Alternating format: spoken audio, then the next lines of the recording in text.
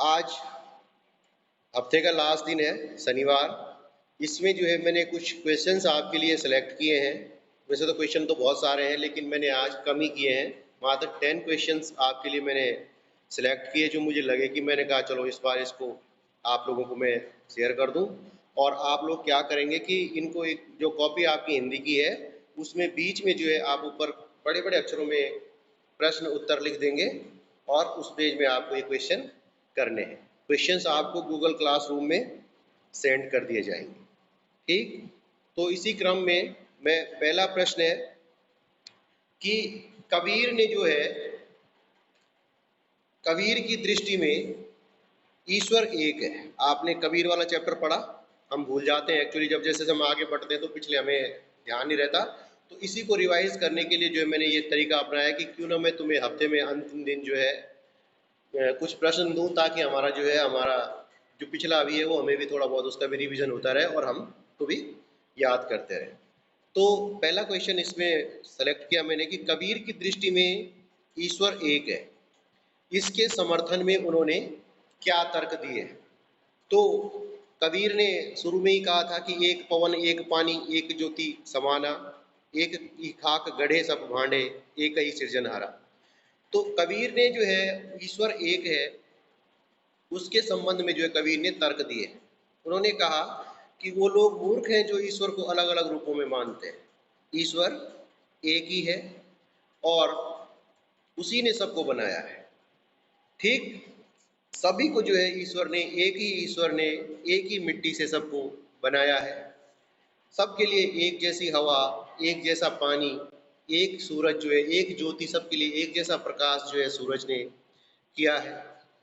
तो जब सबका बनाने वाला एक है, सबका सृजनहारा एक है, जिसे एक ही मिट्टी से सबको बनाया है, एक जैसा सबके लिए जो है ये धरती को बनाया है।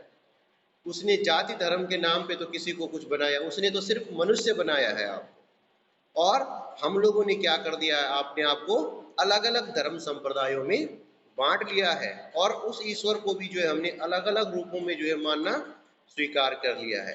लेकिन ये चीजें क्या है, गलत है, ऐसा नहीं होना चाहिए। कबीर कहते हैं कि जब सबका निर्माण एक ईश्वर ने एक ही मिट्टी से किया है, और एक जैसा सबके लिए हवा है, एक पवन एक पानी, एक ही जैसा पानी है, एक ही जैसी एक ज्योति समान, और सबके लिए एक जैसे सूरज की व्यवस्था की, एक जैसी मिट्टी से सबको बनाया है, तो ईश्वर अलग कैसे हो सकता है? ठीक है ना। तो कहने का मतलब है कि ये जब सब चीजें संसार में एक हैं, हवा पानी प्रकाश, तो हम अलग कैसे हो सकते हैं? इसलिए कवि जो है ये तर्क देते हैं कि ईश्वर एक है, उसी ने सबको बनाया है, हम एक ही परमात्मा की संतान हैं, और उसको जो है हमने जो अलग अलग संप्रदायों में बांटा है, ये गलत है। साफ साफ कह दिया है कि जब एक जैसी मिट्टी से बने, कोई हमें कोई फर्क नहीं है। किसी हमारी शकल सूरत देख के कोई हमें ये नहीं कह सकता कि ये हिंदू, ये मुस्लिम है, या ये पंडित है, ये राजपूत है। कोई हमारी शकल देख के नहीं कह सकता। क्यों? क्योंकि ईश्वर ने कोई भेदभाव नहीं बनाया, ईश्वर ने सबको एक बनाया है। इसीलिए जो है एक ही ईश्वर की हम संतान है। इसलिए जो है कहने का मतलब है, कबीर कहते हैं कि ईश्वर जो है प्रत्येक प्राणी के अंदर मौजूद होता है, इसको अलग अलग रूपों में देखने की आवश्यकता नहीं है। ठीक है बेटा, पहला क्वेश्चन तो ये हो गया। दूसरा, कबीर ने ऐसा क्यों कहा है कि ये संसार बोरा गया है? बोरा गया मीन्स ये संसार पागल हो गया है। क्यों कहा है कबीर ने? कबीर ने इसलिए कहा है क्योंकि संसार जो है सच बात पर विश्वास न करके झूठी बातों पे विश्वास करता है। अगर किसी को सच बात कहो तो वो जल्दी से हम पे यकीन नहीं करता। सांच कहे तो मारन धावे, झूठ कहे पतियाना। पीछे कबीर का दोहा था, सांच कहे तो मारन धावे, झूठ कहे पतियाना, कि अगर हम सच कहते हैं तो ये हमें मारने के लिए दौड़ता है। सच बात को जो है पचा नहीं पा रहा है, हकीकत को जो है सुन नहीं पा रहा है, और झूठी बातों में जो है खूब खुश होकर के झूठी बातों में विश्वास कर रहा है। ठीक है, फिर सभी जो है अपनी अपनी धारणाओं को जो है सच मान रहे हैं। ठीक है बेटा, ये संसार झूठी झूठे और पाखंडी लोगों का जो है सम्मान कर रहा है। सच्चे व्यक्ति की जो है बोला इस संसार में लोग कदर नहीं कर रहे हैं, कदर नहीं कर रहे हैं सच्ची व्यक्ति की। किसकी ज्यादा कदर हो रही है? जो झूठा है, जो पाखंडी है, उनकी जो है आज इस संसार में ज्यादा कदर होती है। ठीक है बेटा।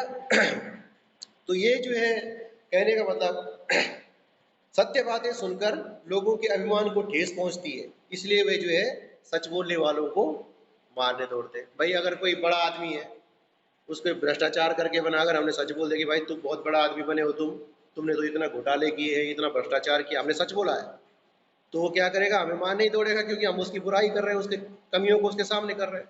कुछ भी हो, हम माँ बाप बोलते हैं बेटा हम लोगों के लिए कि तुम ऐसा नहीं करते, तुम ऐसा नहीं करते, तो हमें बुरा लगता है, बुरा लगता है हमें कि यार हम माँ बाप की बातें जो है ये हमेशा जो है डांटते रहते हैं, हमें हर बात के लिए टोकते रहते हैं, लेकिन वास्तव में क्या है? वो हमारा भला चाहते हैं। कहने का मतलब है कि साच कहो तो मारन दावे। उस समय तो माँ बाप दुश्मन लगते हैं, और जो दोस्त हैं जो हमें गलत रास्ते पे ले जा रहे हैं, जो भैया हैं वो भैया हमें जो है घुमाने ले जाते हैं अपनी गाड़ी में, चाउमीन खिलाते हैं, पिज़्ज़ा खिलाते हैं, वो भैया हमें बहुत अच्छे लगते हैं। और माँ बाप ने बोल दिया कि उन दोस्तों के साथ मत जाना, वो दोस्त बहुत बुरे हैं, तो कितना बुरा लगता है। तो यही है कि अगर चलो मैं तो ये तो एक छोटी सी एग्जांपल दे रहा हूँ, लेकिन कहने का मतलब है कि अगर सच कहो तो मार अंधा, मतलब सच्ची बातें जो है लोगों को इस संसार में पसंद ही नहीं आ रही हैं, और झूठी बातों का जो है खूब सम्मान किया जा रहा है।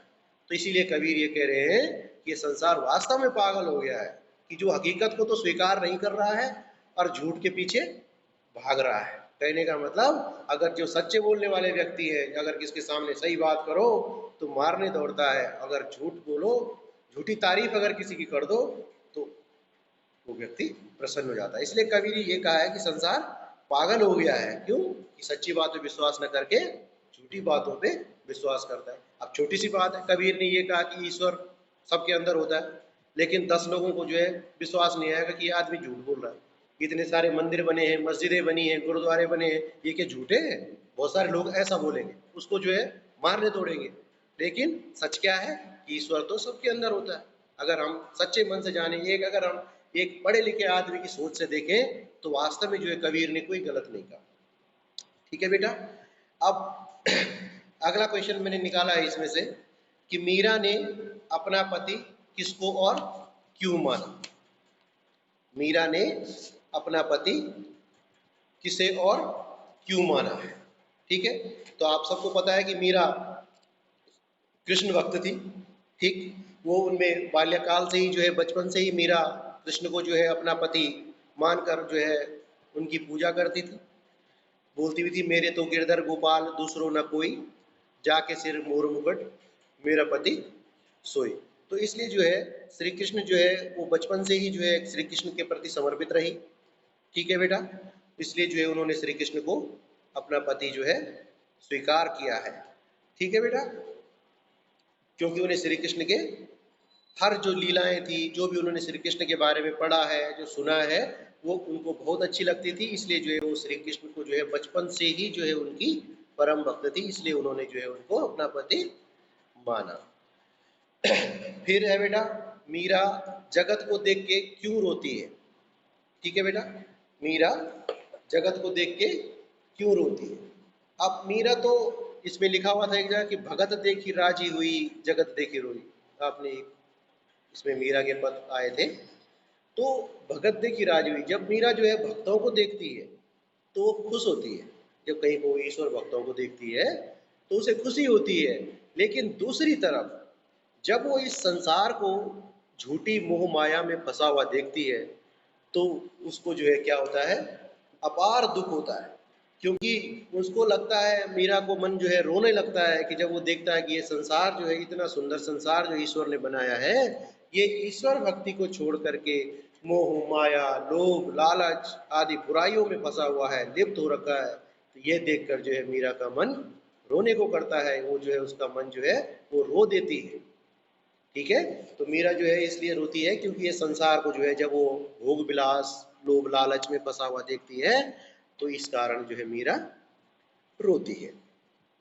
फिर मीरा को लोग बांवरी क्यों कहते थे? बांवरी मीन्स पगली, पागल।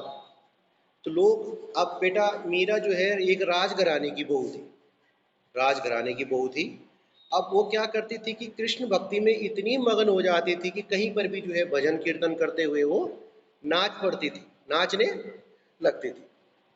तो लोग बोलते थे कि यार ये मीरा तो पागल हो गई। लोग भी क्या बोलते थे, उनके परिवार के लोग भी बोलते थे कि ये तो राजघराने की बहू है और ये जो है साधु सन्यासियों के बीच में बैठ करके जो है भजन कीर्तन करती है, नाचने लगती है। इसीलिए जो है लोग मीरा को बावरी कहते थे। ठीक है, वो जहाँ देखो उस 24 घंटे जो है उसके मन में जो है हमेशा कृष्ण भक्ति में ही वो लीन रहती थी। उसको जो है उसके अलावा उनको कुछ और सूझता ही नहीं था। वो बस उनके लिए जो है सब कुछ श्री कृष्ण ही थे। इसलिए जो है मीरा जो है कहीं पे भी जो है श्री कृष्ण का नाम लेके साधु सन्यासियों के साथ बैठ जाती, भजन कीर्तन करने लगती और यहाँ तक कि नाचने भी लग जाती।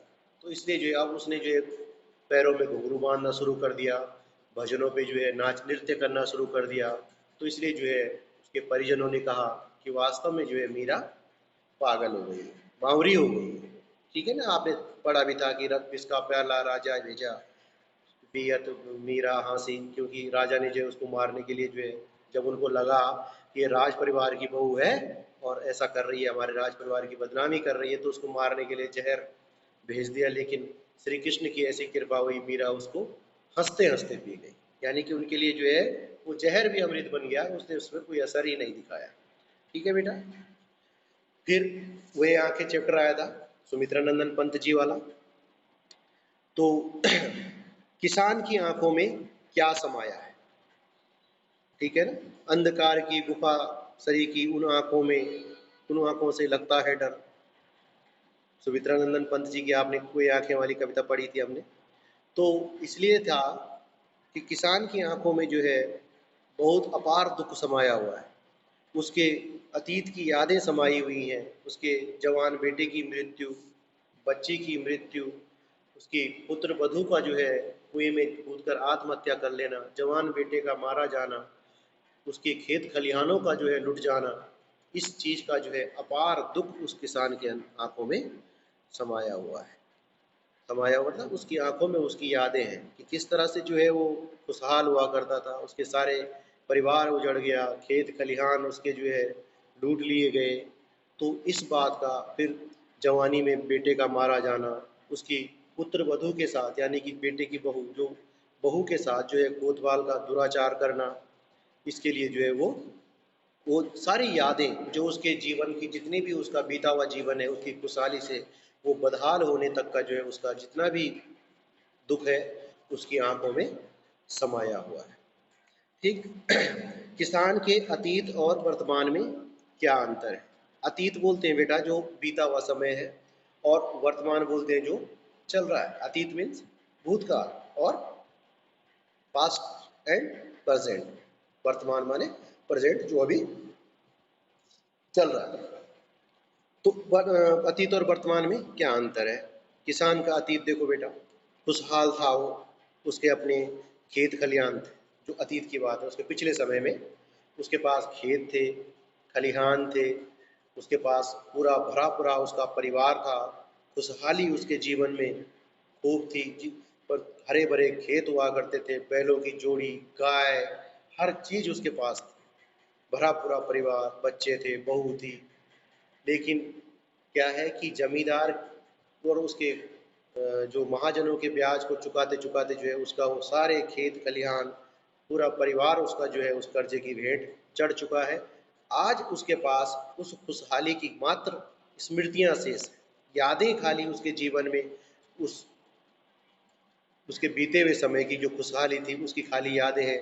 आज उसका जीवन जो है इतना दुखी है कि वो जो है, एक समय ये था कि जब वो खुशहाल हुआ करता था बीते हुए समय में, आज उसके पास जो है कुछ भी नहीं बचा हुआ है। उसका सारा परिवार उजड़ चुका है, उसके खेत खलिहान सारे छीन चुके हैं।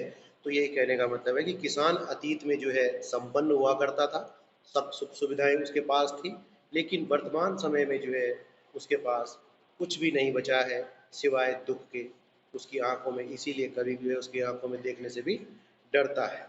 खाली उसका कमजोर शरीर और उसके पास जो गरीबी और लाचारी के अलावा अब कुछ नहीं बचा था। जबकि एक समय उसके पास क्या था, अब सब सुख सुविधाएं थी, पूरा भरा परिवार, खेत खलिहान सब, लेकिन आज के समय में वर्तमान में उसके पास क्या बचा है?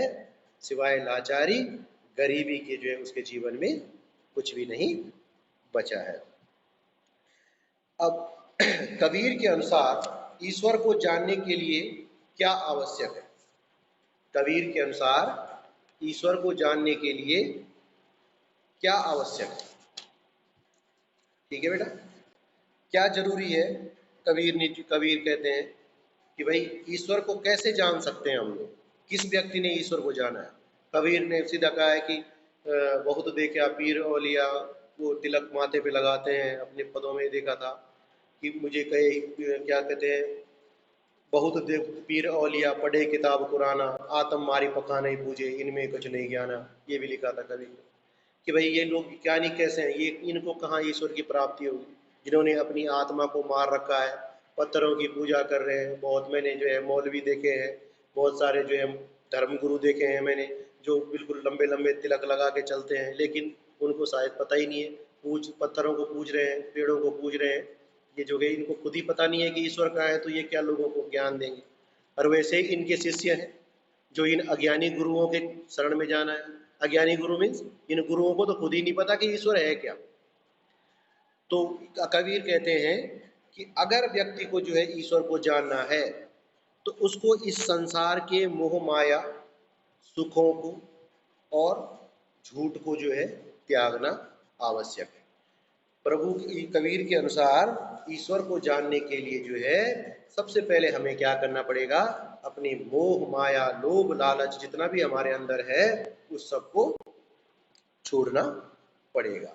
फिर बेटा कबीर जो है किन पाखंडों का जो है, कबीर ने किन पाखंडों का उल्लेख किया है कि कौन कौन से लोग आजकल जो है ढोंग कर रहे हैं, पाखंड कौन कौन से कर रहे हैं?